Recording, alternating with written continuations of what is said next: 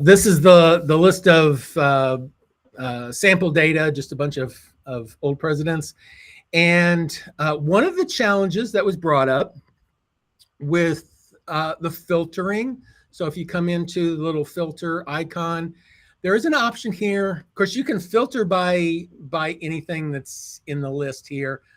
Maybe you just want to bring up a list of people that were in a certain town or a couple different towns. You can certainly do that. You click on OK, and it filters them down. But what you may want to do is filter by something that's not necessarily in the list or some partial thing in the list, in which case you can click on the little filter icon.